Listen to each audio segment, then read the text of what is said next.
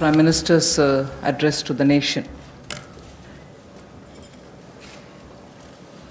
In fact, I'd like to start by quoting Prime Minister's some words of Prime Minister's speech that day, because what I'm planning to say today is very much pegged to that aspect of his speech.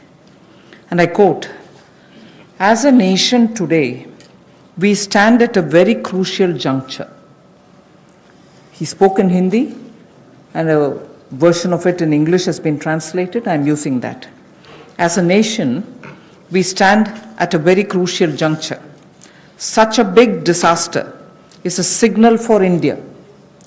It has brought a message and an opportunity, unquote.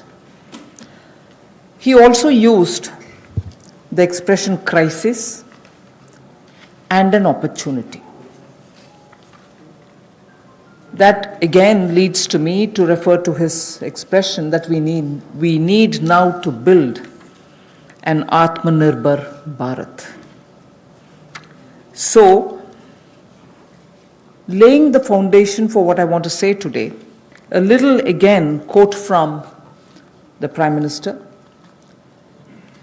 Quote, "In order to prove the resolve of a self-reliant India, land, labor, liquidity and laws all have been emphasized in this package." So,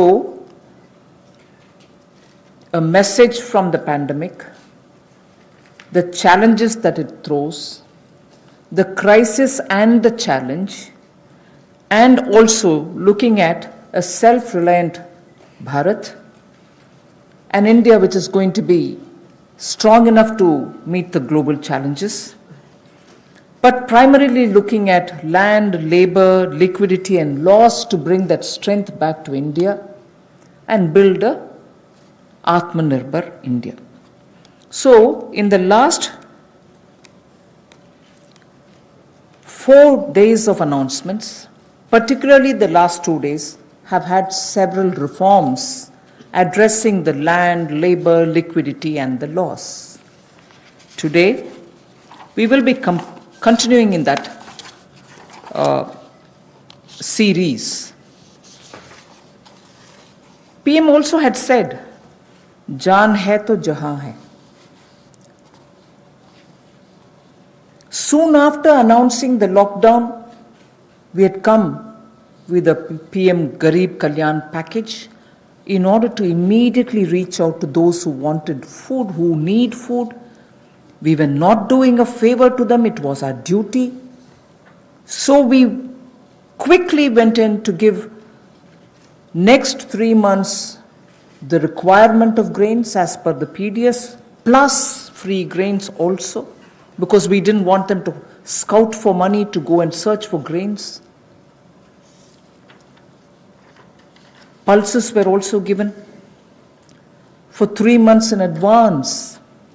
And here, I would want to say a word in appreciation of the efforts that the Food Corporation of India, NAFED, and the state governments all together put in, facing the logistics challenge that this posed, upfront giving all the grains and the pulses as promised to everybody who needed it, as per the cards, in every nook and corner of the country.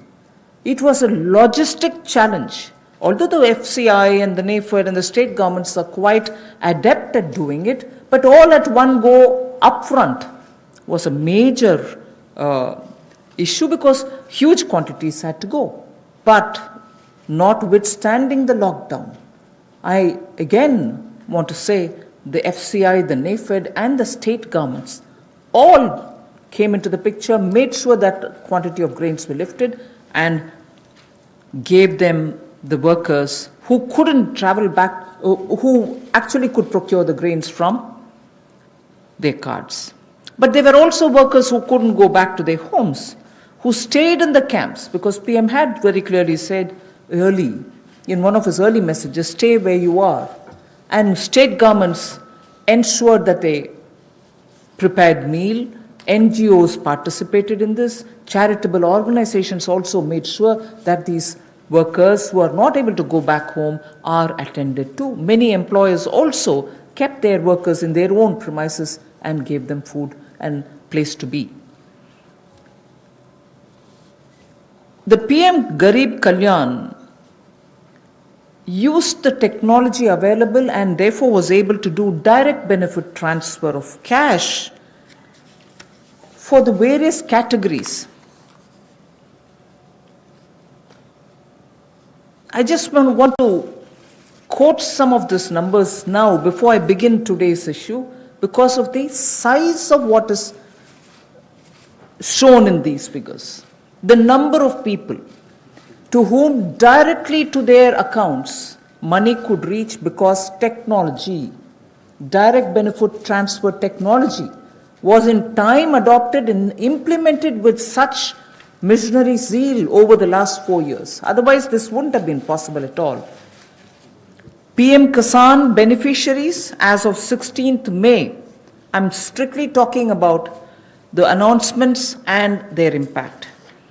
One-time transfer of 2,000 crores, 2,000 rupees each has reached 8.19 crore farmers. And that amount is about 16,394 crores. NSAP beneficiary, the old age and others, first installment 2.812 crores of people, 1,405 crores of rupees in the first installment, again 1,402 in the second installment.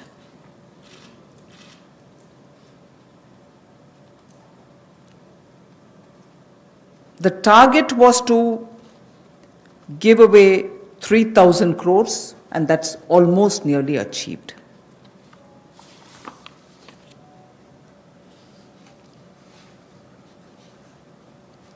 Jan Dhan account holding women under the PM Garib Kalyan were credited into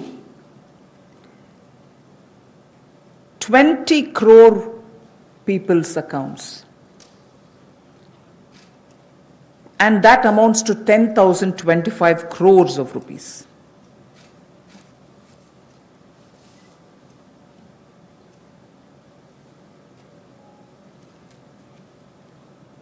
The building and construction workers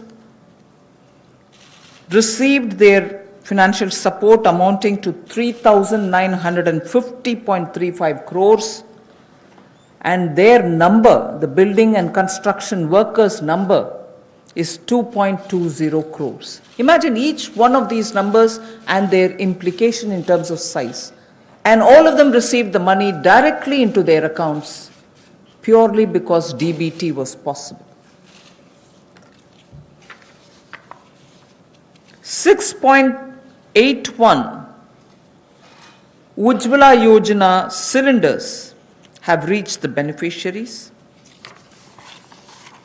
and they were free cylinders because we had promised up to 3 cylinders in those 3 months. To over 12 lakhs of EPFO members have benefited by the online withdrawal of non-refundable advance, and that amounts to 3,660 crores.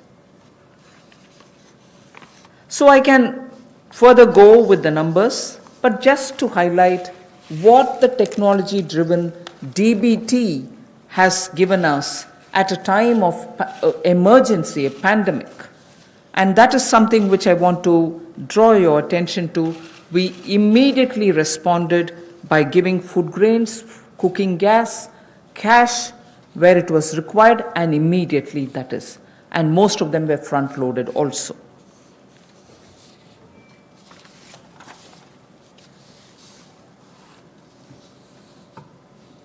When the lockdown got extended, free grains and dal was also given for a further 2 months more. Free grains and dal was also given for 2 months more. And when it was really possible to have the workers go from the camps that they were in to their respective villages, trains were allowed,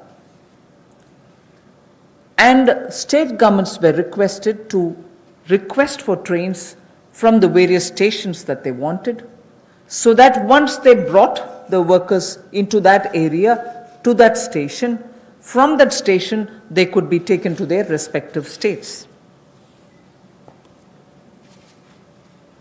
The cost of this travel, 85% of it